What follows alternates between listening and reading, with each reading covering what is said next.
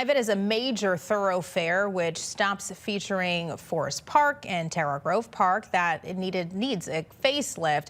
And now the redo of Kingshighway is getting some new help from people who live right along that road. Our Nathan Vickers live in South City with a story about the group that's stepping up to help in this effort. Nathan. Yeah, there's a few tricky spots throughout the Kingshighway corridor. We're in one of them now. There's this kind of oddly shaped intersection that the city named in a study as kind of a problem a few years ago. For one thing, it's too big. There's not really a clear path for cyclists and cars and pedestrians to all get through here because you have so many different routes, and you have a fire station over there on top of all that.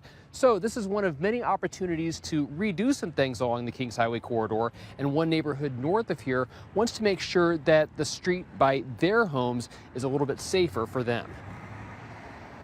Seeing this person here, 35. It's a job Logan Short has mixed feelings about. I'm a citizen. I'm doing this for free. I'm happy to do it for free, but I know others were paid to do this study. He's logging speeds near his home on Kingshighway with a kit from TrailNet, part of his neighborhood's effort to show the need for a road diet, maybe even protected bike lanes along the 6-lane street near Tower Grove Park.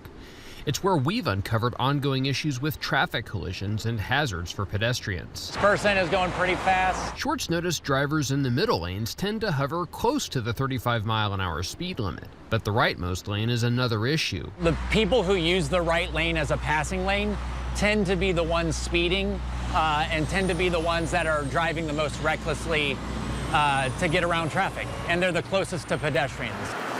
The city published drafts of the resurfacing project earlier this month.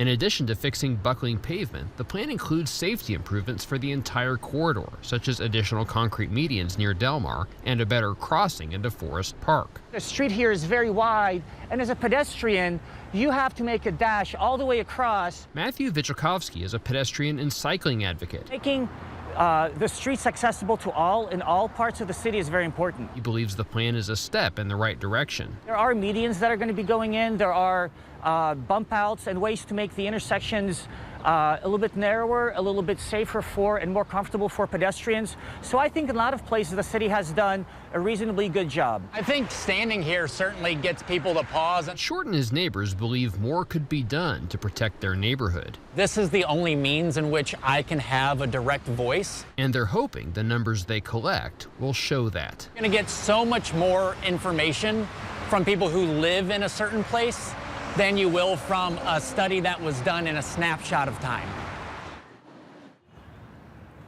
Well, we questioned the city about this too. They say they have done traffic studies along Kingshighway, and they say they're taking the feedback seriously from the residents who have been discussing this redesign proposal. Reporting live, Nathan Vickers, First Alert 4. Nathan, thank you. Tonight